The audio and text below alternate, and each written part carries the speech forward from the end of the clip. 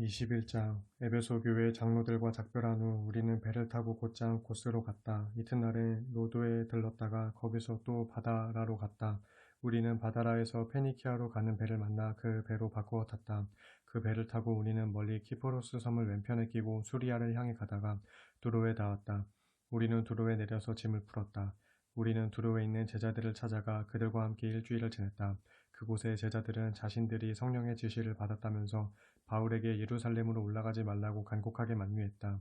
두로를 떠날 때가 되자 제자들은 물론 그들의 부인들과 아이들까지 모두 바닷가에 나와서 우리를 전송해 주었다. 우리는 바닷가에서 무릎을 꿇고 주님께 기도를 드린 후 서로 뜨겁게 작별 인사를 나누었다. 마침내 우리가 배에 오르자 그들도 집으로 돌아갔다. 우리는 두로를 떠나 돌레마이로 갔다. 거기에서 우리는 형제들의 안부를 묻고 그들과 함께 하루를 지냈다. 이튿날에 우리는 그곳을 떠나 가이사랴로 갔고 거기서 전도자 빌립의 집에 머물렀다. 그는 일찍이 7집사 가운데 한 사람으로 뽑힌 사람이었다. 이 사람에게는 예언의 은사를 받은 딸이 넷이나 있었는데 모두 처녀였다. 우리가 빌립의 집에 머물러 있는 여러 날 동안 아가보라는 예언자가 유대에서 내려왔다. 그 사람이 우리에게로 와서 바울의 허리띠로 자기 손발을 묶더니 이렇게 예언했다. 성령께서 말씀하시기를 이 허리띠의 주인이 예루살렘에서 유대인들에게 이렇게 묶여 로마로 끌려갈 것이라고 하십니다. 이 말을 들은 그곳 사람들과 우리는 바울에게 예루살렘으로 올라가지 말 것을 간곡히 권했다. 그러자 바울이 말했다. 왜 이렇게들 울면서 내 마음을 아프게 하십니까? 나는 주 예수를 위해서라면 예루살렘에서 결박을 당하는 일뿐만 아니라 죽을 각오까지도 이미 되어 있습니다. 아무리 권해도 아무 소용이 없다는 걸 알고서 우리는 단념하며 바울에게 말했다. 부디 주님의 뜻이 이루어지기를 바랍니다. 이런 일이 있은 후 우리는 짐을 꾸려서 예루살렘으로 올라갔다. 우리와 동행한 가이사랴 성읍의 제자들 몇 사람이 우리가 묵기로 되어 있는 나손의 집으로 우리를 안내해 주었다. 나손은 키프로스 섬 출신으로 일찍부터 제자가 된 사람이었다.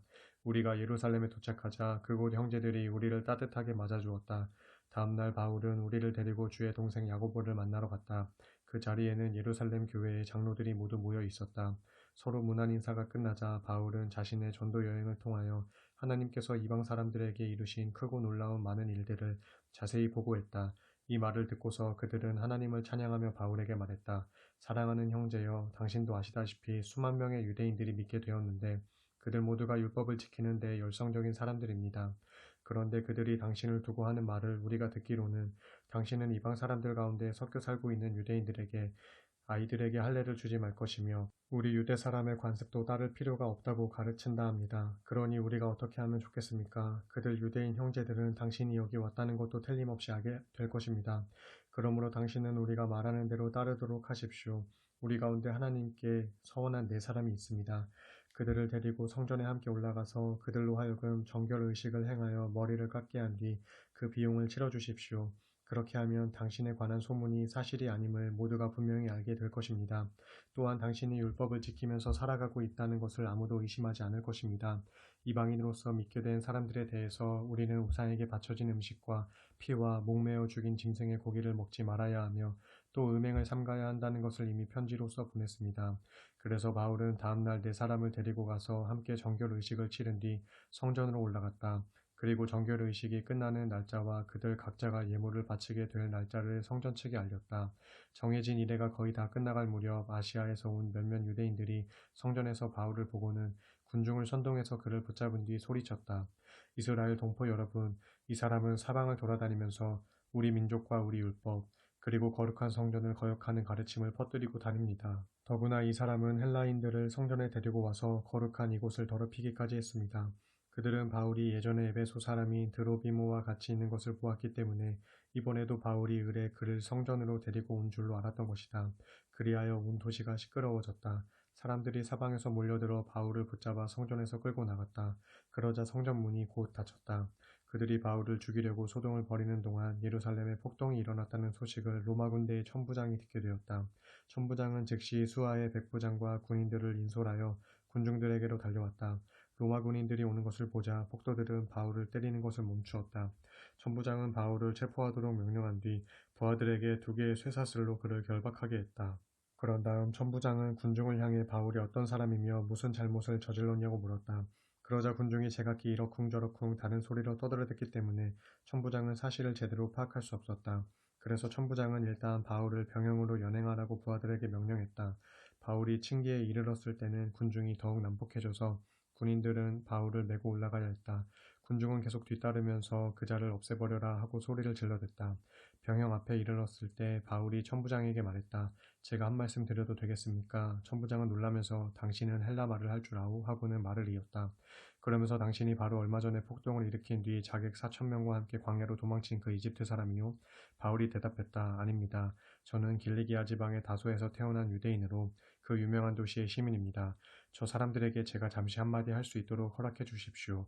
그렇게 하시오. 천부장이 허락하자 바울은 층계 위에 서서 군주에게 조용히 해달라고 손짓을 했다.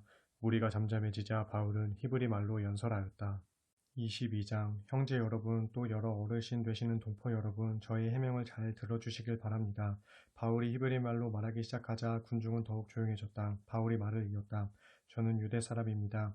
길리기아 지방에 있는 다소에서 태어나 여기 예루살렘에서 자랐습니다. 저는 가말리엘 스승 밑에서 유대 율법과 관습에 대해 철저히 교육을 받았고 오늘 여러분이 보여주신 것과 똑같이 저도 하나님을 열성적으로 믿어왔습니다. 저는 예수의 도를 따르는 자들을 핍박하여 죽이기까지 하였고 그 도를 믿는 자들은 남녀를 가리지 않고 모두 붙잡아 감옥에 가두었습니다. 이런 사실은 대제사장과 공회 의원들 모두가 입증할 수 있는 일입니다. 어느 날 저는 그들에게 부탁해서 다메섹에 있는 유대인들에게 보내는 공문을 받아가지고 길을 떠났습니다. 거기에 있는 예수의 도를 따르는 자들을 모조리 붙잡아서 예루살렘으로 연행하여 처벌할 계획이었습니다. 그런 임무를 띠고 가는데 정오 무렵 제가 다메섹에 거의 이르렀을 때였습니다. 갑자기 하늘에서 밝은 빛이 내려와 제 주변을 눈부시게 비추었습니다. 그 빛에 휩싸여 저는 그만 땅에 엎어지고 말았습니다. 그때 사울아 사울아 내가 어찌하여 나를 박해하느냐 하는 음성이 하늘에서 들려왔습니다. 당신은 누구십니까? 하고 제가 물었더니 나는 내가 박해하는 나사렛 예수다 하는 대답이 들려왔습니다. 그때 저와 함께 가던 다른 사람들은 환한 빛은 보았지만 제게 말씀하시는 그분의 음성은 듣지 못했습니다. 제가 물었습니다. 주여, 제가 어떻게 해야 합니까? 그러자 주께서 말씀하셨습니다. 일어나 다메섹으로 들어가라. 거기에 가면 앞으로 내가 해야 할 일을 일러줄 사람을 만나게 될 것이다. 저는 그 강렬한 하늘의 빛 때문에 앞을 볼 수 없게 되어서 함께 가던 사람들이 제 손을 붙들고 다메섹으로 들어가야만 했습니다. 다메섹에 들어가니 아나니아라는 사람이 저를 찾아왔습니다. 그는 열성적으로 율법을 지키면서 살아가는 다메섹의 모든 유대인들로부터 존경받는 사람이었습니다. 그가 저를 찾아와 제 곁에 서서 말하기를 사울 형제여 눈을 뜨시오 했습니다. 그러자 그 순간에 저는 즉시 앞을 볼 수 있게 되었습니다. 아나니아가 제게 말했습니다. 우리 조상들의 하나님께서 당신을 택하셨습니다. 당신에게 하나님의 뜻을 알게 하시고 의로우신 분을 만나게 하시며 또 그분의 입에서 나오는 모든 말씀을 듣게 하시려고 당신을 택하신 것입니다. 이제부터 당신은 당신이 보고 들은 것을 사람들에게 증언하게 될 것입니다. 그러니 이제 주저할 까닭이 어디 있습니까? 일어나서 즉시 세례를 받도록 하십시오.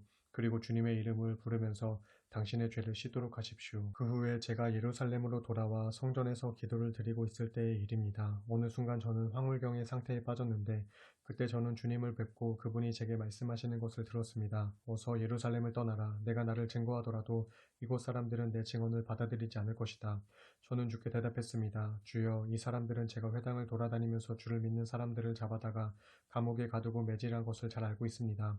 게다가 주의 증인인 스데반이 피를 흘리며 죽임을 당할 때 저는 그 자리에서 그 일을 승인했고 뿐만 아니라 스데반을 돌로 치는 사람들의 겉옷을 지켜주기까지 했습니다. 그러나 주께서는 제게 말씀하시기를 가라 예루살렘을 떠나라 나는 너를 멀리 이방 사람들에게로 보낼 것이다 하였습니다. 그 자리에 모인 유대인들은 바울의 말을 여기까지 듣고는 일제히 소리를 질러댔다. 이런 자를 그냥 살려두어선 안 된다. 그는 죽어야 마땅하다. 그들은 미친 듯이 고함을 질러대면서 옷을 벗어던지고 흙을 움켜쥐고서 공중에 던졌다. 그러자 천부장은 바울을 병영 안으로 빨리 데리고 들어가라고 부하들에게 명령했다. 그리고 그를 채찍으로 신문하여 사람들이 왜 이렇게 소동을 벌이는지 그 이유를 밝혀내라고 지시했다. 그래서 군인들이 채찍으로 치려고 바울을 결박하려 하자 바울이 곁에 서 있는 백부장에게 말했다. 보십시오. 로마 시민을 재판도 하지 않은 채 매질을 가하는 법이 어디에 있소. 이 말을 듣고 백부장이 얼른 천부장에게 달려가서 보고했다. 천부장님 어떻게 해야 할까요? 저 사람이 로마 시민이랍니다. 그러자 천부장이 놀라워하며 바울에게 와서 물었다. 그대가 정말 로마 시민이요? 바울이 대답했다. 그렇습니다. 천부장이 말했다. 나도 로마 시민권을 가지고 있는데 돈이 꽤 많이 들었소. 바울이 대답했다. 저는 태어날 때부터 로마 시민입니다. 이 말을 듣고 바울을 신문하려고 했던 군인들이 즉시 물러갔다. 천부장 또한 바울이 로마 시민이라는 사실을 알고는 그를 결박한 일 때문에 덜컥 겁이 났다. 이튿날 천부장은 바울이 왜 유대인들에게 고발을 당했는지 그 이유를 직접 알아보려 했다. 그래서 그는 바울을 묶었던 사슬을 풀어주게 한 뒤 유대인 대제사장들과 온 공회 의원들을 모이게 했다. 그런 다음 천부장은 바울을 데리고 나가서 그들 앞에 세웠다. 23장 바울은 공회 의원들의 얼굴을 똑바로 바라보면서 말했다. 형제 여러분, 저는 오늘날까지 올바른 양심을 가지고 하나님께 대한 제 의무를 다해왔습니다. 이 말을 듣고 대제사장 아나니아가 곁에 서 있는 사람들에게 바울의 입을 치라고 명령했다. 그러자 바울이 그에게 말했다. 이것만 번지르르한 위선자여, 하나님께서 당신을 치실 것이요, 당신은 거기에 앉아 율법에 따라 나를 재판한다고 하면서 나를 치라고 명령함으로써 도리어 당신 스스로 율법을 어겼소. 그때 곁에 서 있던 사람들이 바울에게 말했다. 어디 그런 말로 감히 하나님의 대제사장을 모욕하느냐. 바울이 말했다. 형제들이여, 저는 그 사람이 대제사장인 줄은 몰랐습니다. 성경에 기록되기를 내 백성의 지도자들을 욕하지 말라 한 것을 저도 잘 알고 있습니다. 그러고 나서 바울은 공회 의원들 중 일부가 사두개파요, 또 일부는 바리새파인 것을 알고서 이렇게 큰 소리로 말했다. 형제 여러분, 나는 조상 대대로 바리새파 사람입니다. 제가 오늘 여기서 재판을 받는 것은 죽은 자의 부활을 믿는다는 이유에서입니다. 이 말을 듣고 공회 의원들은 둘로 갈라졌고 바리새파와 사두개파 사이에 다툼이 벌어졌다. 사두개파 사람들은 부활이 없다고 말하고 또한 천사들이나 영도 존재하지 않는다고 주장한 반면 바리새파 사람들은 그런 것들을 모두 인정했기 때문이었다. 공회가 크게 소란해졌다. 그때 바리새파 율법학자들 가운데 몇 사람이 나서서 바울을 옹호했다. 우리는 이 사람에게서 아무런 잘못을 찾을 수 없습니다. 영이나 천사가 그에게 말해주었을 수도 있지 않습니까?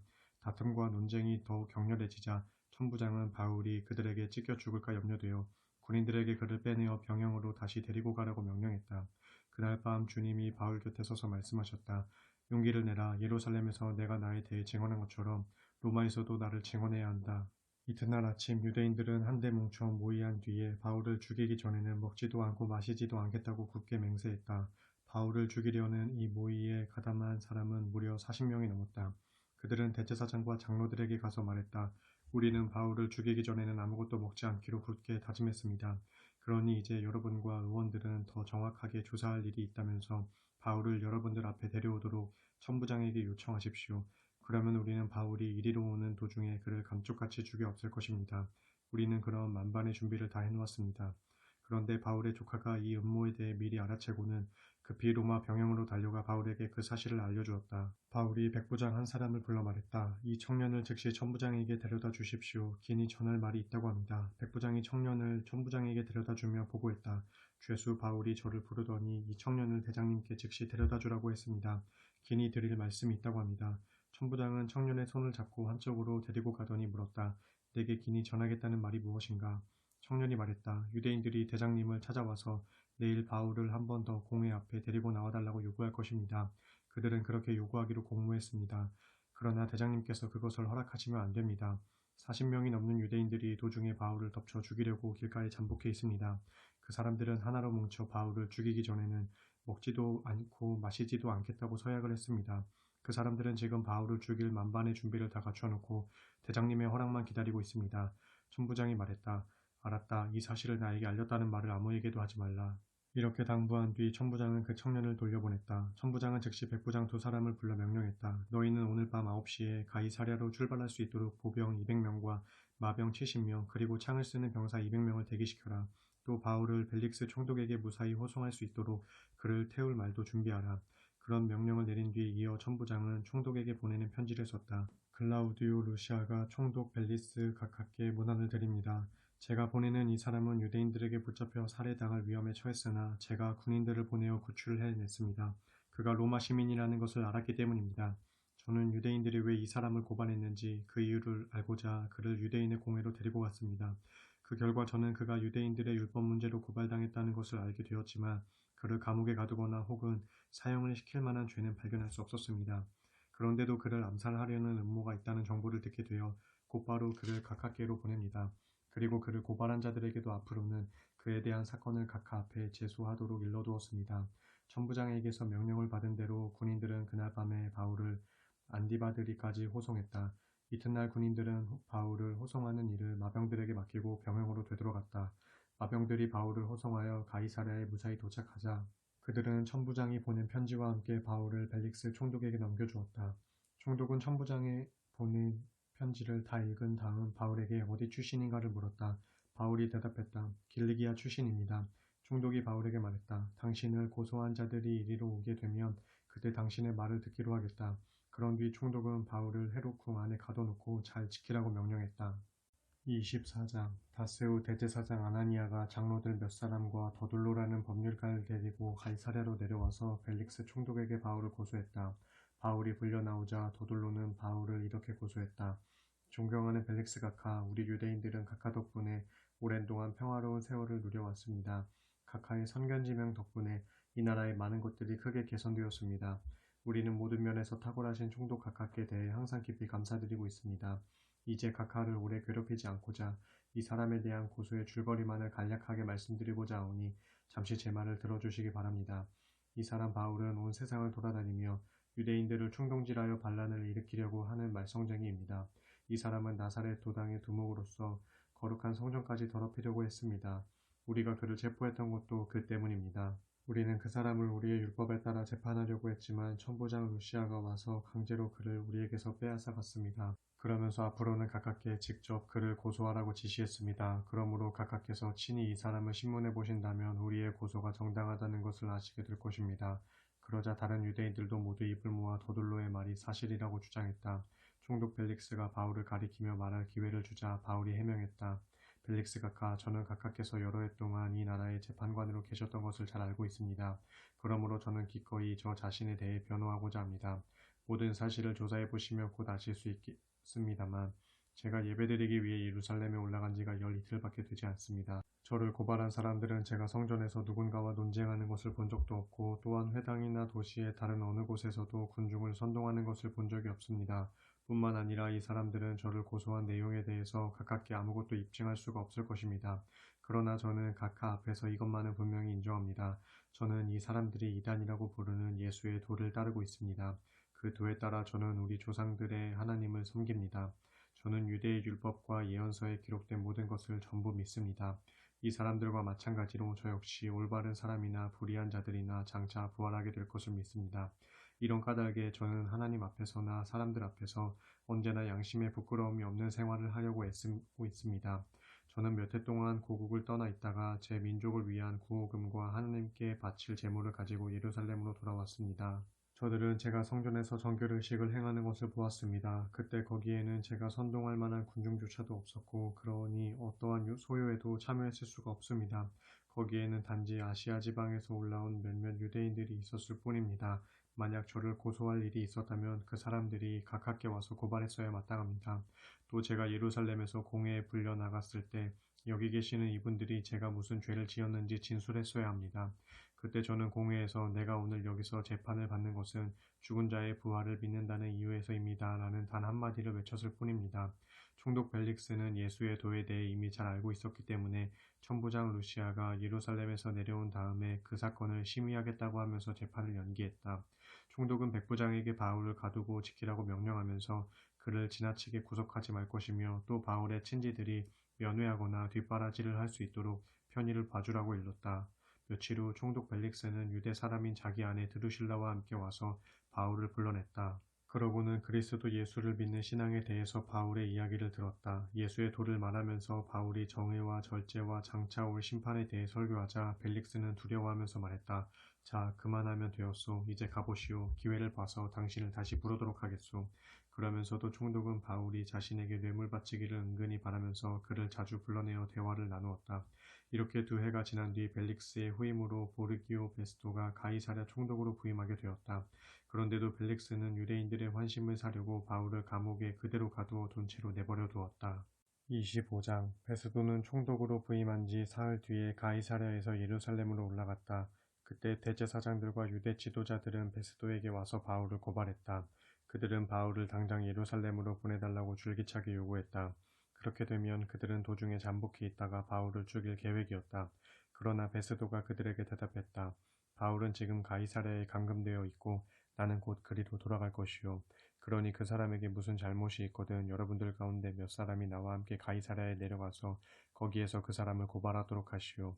총독 베스도는 여드레인가 열흘인가를 예루살렘에서 지낸 뒤에 다시 가이사랴로 돌아갔다. 그리고 다음날 즉시 바울을 불러내어 그에 대한 재판을 열었다. 바울이 나타나자 예루살렘에서 내려온 유대인들은 바울을 둘러싸고 여러 가지 무거운 죄목을 들어 그를 고발했다. 그러나 그들은 어느 하나도 증거를 대지는 못했다. 바울이 항변했다. 저는 지금껏 유대인의 율법을 어긴 일도 없고 성전을 더럽힌 일도 없습니다. 또한 황제를 거슬러 반역한 일도 없습니다.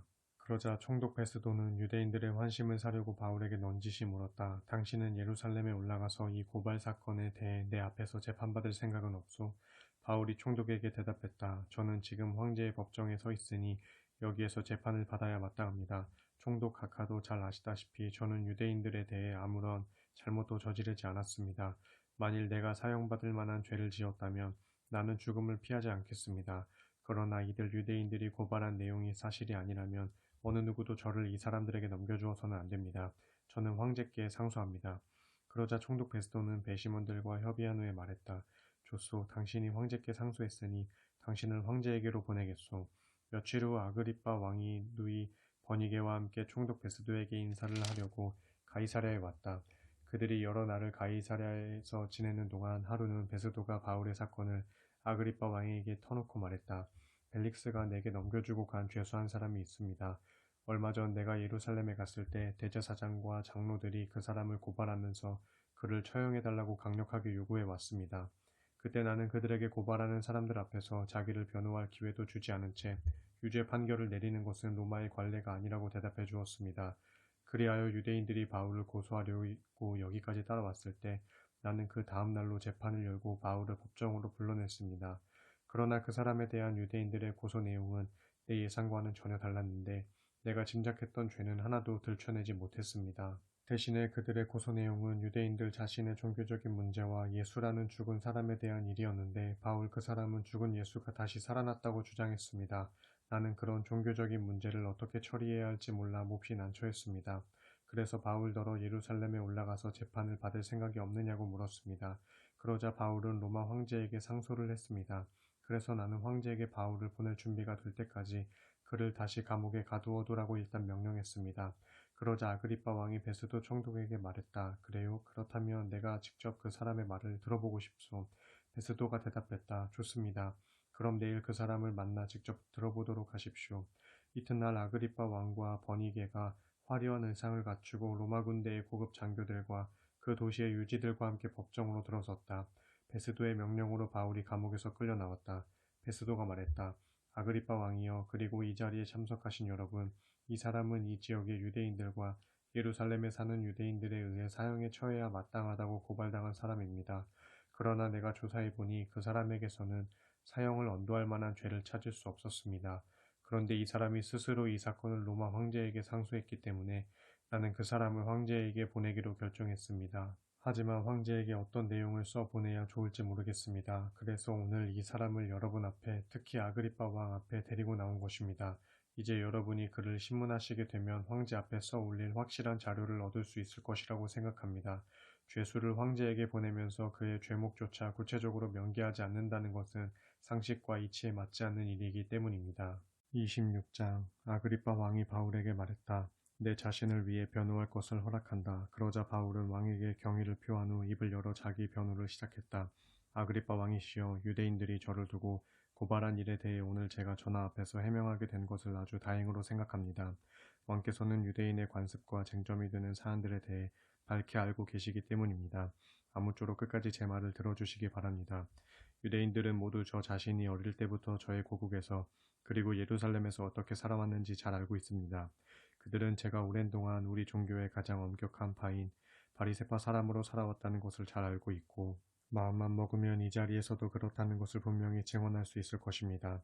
제가 오늘 이 재판정에 서게 된 것은 제가 우리 조상들에게 주신 하나님의 약속에 소망을 두고 있다는 이유에서입니다. 이스라엘 12지파가 밤낮으로 하나님을 섬기면서 하나님의 약속이 이루어지기를 소망하고 있습니다. 왕이시여, 유대인들이 저를 고발한 이유가 저의 이런 소망 때문입니다. 여러분은 어찌하여 하나님께서 죽은 자를 다시 살리신다는 것을 믿지 못할 일도 생각하십니까? 저도 한때는 나사렛 예수의 이름을 반대하기 위해서라면 제가 할 수 있는 모든 일을 다해야 한다고 확신했던 사람입니다. 예루살렘에서 제가 한 일들이 바로 그런 이유에서였습니다. 저는 대제사장들에게 권한을 위임받아 많은 신자들을 감옥에 가두고 그들을 사형에 처하려고 할 때 찬성하는 표를 던졌습니다. 또한 저는 각지의 회당을 돌아다니면서 신자들을 찾아서 벌하고 그들로 하여금 자신들의 신앙을 버리도록 강제로 예수를 모독하는 말을 하게 했습니다. 나는 그들에 대한 분노로 가득 차서 심지어 믿는 자들을 박해하려고 외국의 여러 도시들에까지 손을 뻗쳤습니다. 하루는 제가 대제사장들에게서 지령을 받고 권한을 위임받아 신자들을 체포하러 수리아의 다메섹으로 가는 도중이었습니다. 왕이시여, 그렇게 제가 길을 가던 도중 정오 무렵에 태양보다 더 눈부신 빛이 하늘에서 내려오더니 저와 제 일행을 환히 두루 비추었습니다. 저희는 크게 놀라 그만 모두 땅에 엎드러지고 말았습니다. 바로 그때 하늘에서 히브리 말로 제게 음성이 들렸습니다. 사울아, 사울아, 어찌하여 내가 나를 핍박하느냐? 가시돋친 채찍에 발길질을 하며 너만 다칠 뿐이다. 그때 제가 주여 당신은 누구십니까? 하고 묻자 주께서 대답하셨습니다. 나는 내가 핍박하는 예수다. 자, 일어나 내 발로 똑바로 서라. 내가 내게 이처럼 나타난 것은 이제 너를 내 종으로 삼아 내가 나를 본 것과 또 내가 장차 내게 보여줄 일들에 대해 내 증인으로 삼기 위해서다. 내가 너를 내 동족 유대인들과 이방 사람들 가운데서 건져내어 너를 그들에게 도로 보낼 것이다. 그러므로 너는 그들의 눈을 열어 밝히 뜨게 하고 그들을 어둠에서 빛으로 사탄의 권세에서 하나님께로 돌아오게 하라. 또한 그들로 하여금 나를 믿음으로써 죄 용서를 받게 하고 그래서 장차 거룩한 백성들이 받은 하늘나라의 유업을 받게 하라. 아그리빠 왕이시여, 그러므로 저는 하늘로부터 받은 그 계시를 거스를 수 없었습니다. 그래서 저는 다메섹에서부터 시작해서 예루살렘과 유대 온 땅과 이방인들에게까지 나아가서 회개하고 하나님께 돌아올 것이며 또 회개한 증거를 행동으로 보이라고 설교했습니다. 바로 이런 이유로 유대인들은 저를 성전에서 붙잡아 죽이려고 했습니다. 하지만 이날까지 하나님의 도우심을 입어 제가 이 자리에 서서 신분이 높거나 낮은 사람을 가리지 않고 말씀을 증언하고 있는 것입니다. 저는 일찍이 예언자들과 모세가 성경에서 말한 것들이 모두 이루어질 것이라고 한 것밖에는 다른 말을 한 적이 없습니다. 즉, 장차 그리스도가 고난을 당할 것이며 그가 죽은 자들 가운데서 가장 먼저 부활하셔서 자기 백성과 이방인들에게 빛을 선포하실 것이라는 것을 말했을 뿐입니다. 바울이 이같이 말하자 갑자기 총독 베스도가 바울의 변호를 가로막으며 소리쳤다. 바울아, 내가 정녕 미쳤구나. 배운 것이 너무 많다 보니 정신이 돌아버렸구나. 그러자 바울이 대답했습니다. 그렇지 않습니다. 저는 절대 미치지 않았습니다. 베스도 총독각하, 저는 다만 맑은 정신으로 참말을 하고 있을 뿐입니다. 아그리빠 왕께서도 이런 일들을 잘 알고 계시므로 제가 왕께 아무런 거리낌 없이 말씀드리고 있는 것입니다. 이것은 어느 한 구석에서 몰래 일어난 일이 아니기 때문에 왕께서 모르실 리가 없다고 생각합니다. 아그리빠 왕이시여, 왕께서는 예언자들을 믿으십니까? 물론 믿으시는 줄 압니다. 그러자 아그리빠 왕이 바울에게 말했다. 그대는 이렇게 짧은 시간 동안에 나를 설득하여 그리스도인이 되게 할 수 있을 것이라고 생각하느냐? 바울이 대답했다. 짧은 시간이든 긴 시간이든 저는 왕뿐만 아니라 오늘 제 말을 듣고 있는 모든 분들이 쇠사슬에 묶인 처지인 것만 제외하고는 저와 같은 사람이 되기를 하나님께 빕니다. 왕과 총독과 번이게 및 그들과 함께 앉아있던 모든 사람들이 자리에서 일어났다. 그들은 밖으로 나가면서 서로 말했다. 들어보니 이 사람은 사형을 당하거나 투옥되어야 할 만한 일을 저지르지 않았다. 아그리빠 왕도 베스도 총독에게 말했다.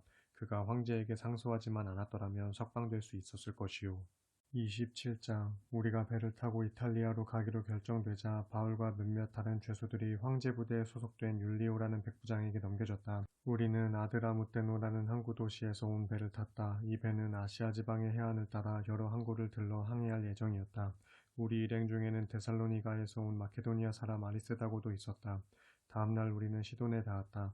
백부장 율리오는 바울에게 친절을 베풀어 배에서 내려 친구들을 찾아가서 필요한 것들을 공급받을 수 있게 허락해 주었다. 시돈을 출항한 우리는 맞바람을 만났다. 그래서 항로를 벗어나 키프로스 섬을 바람막이 삼아 그 섬의 해안을 끼고 항해를 계속했다. 우리는 길리기아와 밤빌리아 앞바다를 가로질러서 항해하여 루기아 지방의 무라에 닿았다. 거기서 백부장은 이탈리아로 가는 알렉산드리아 배를 만나자 우리를 그 배에 옮겨 태웠다.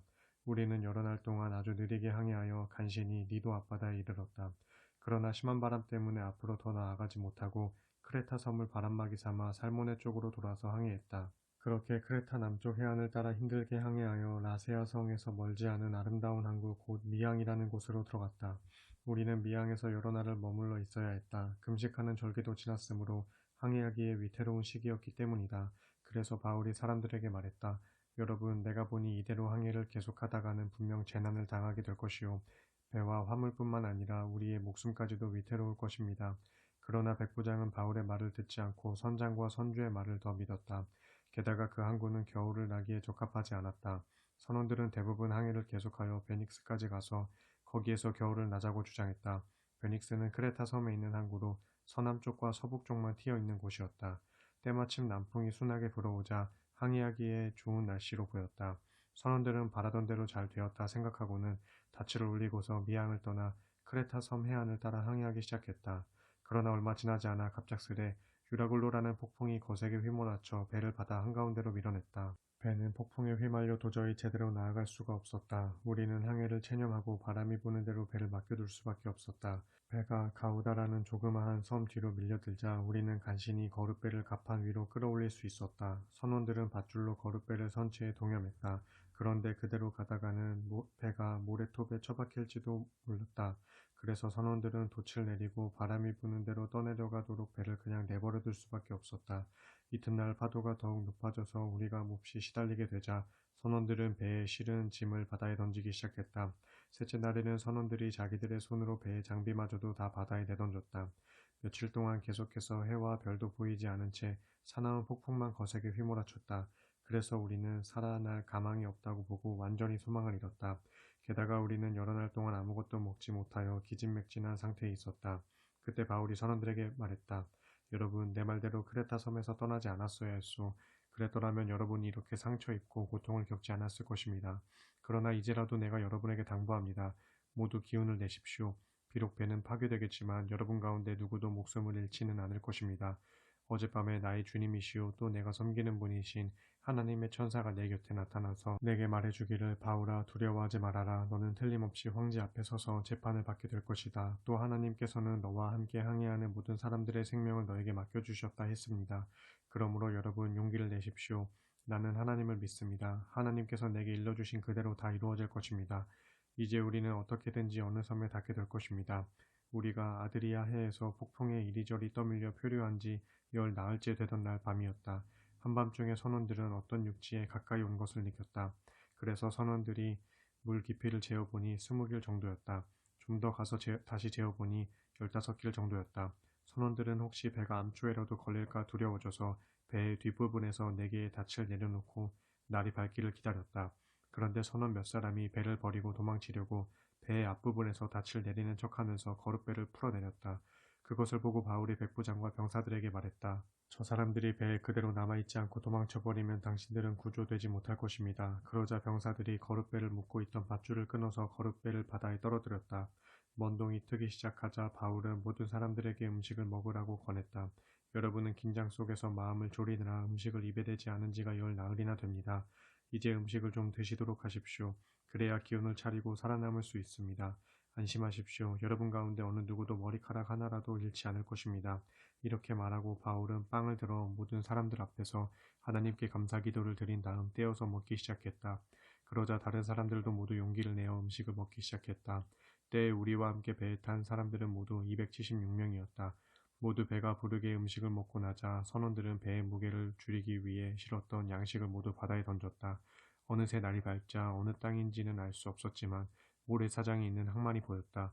그래서 그들은 어떻게 해서든 배를 거기에 대기로 했다. 그들은 닻을 끊어 바다에 버리고 키를 묶었던 밧줄을 늦추었다.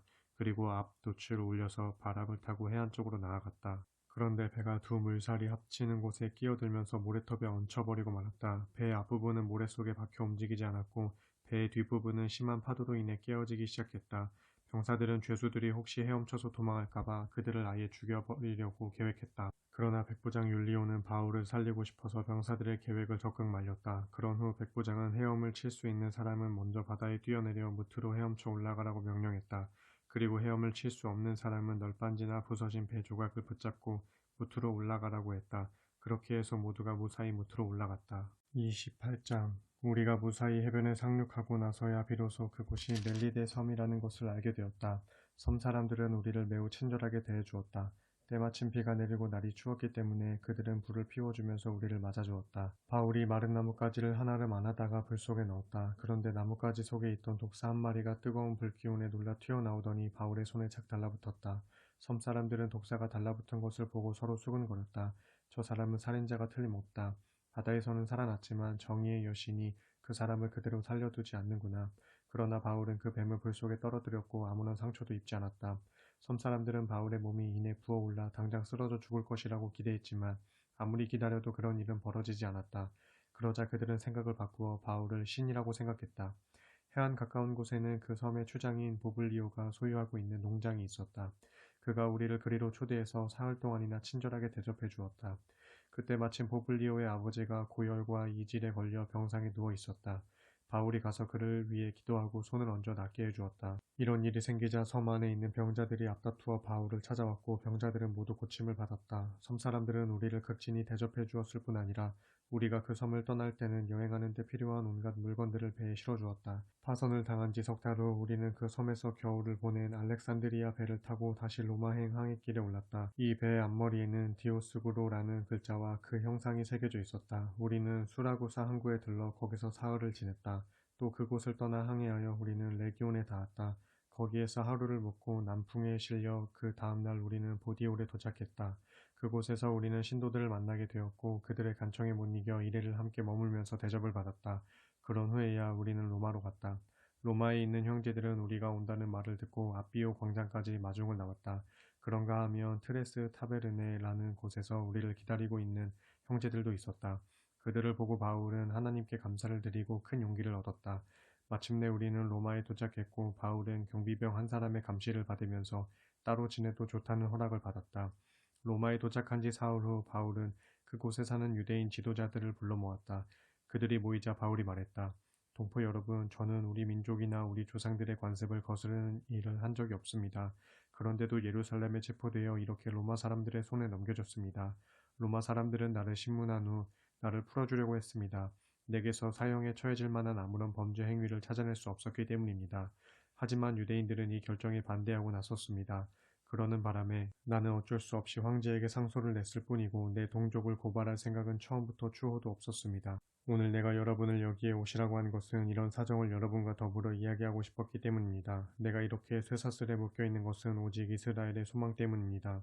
유대인 지도자들이 바울에게 대답했다. 우리는 당신을 고소한 일에 대해서 아직 아무것도 들은 바가 없습니다. 유대에서 편지를 받은 일도 없고 또 예루살렘서 온 형제들 중 누구도 그런 일을 우리에게 보고한 적이 없으며 당신에 대해서 나쁘게 이야기한 사람도 없었습니다.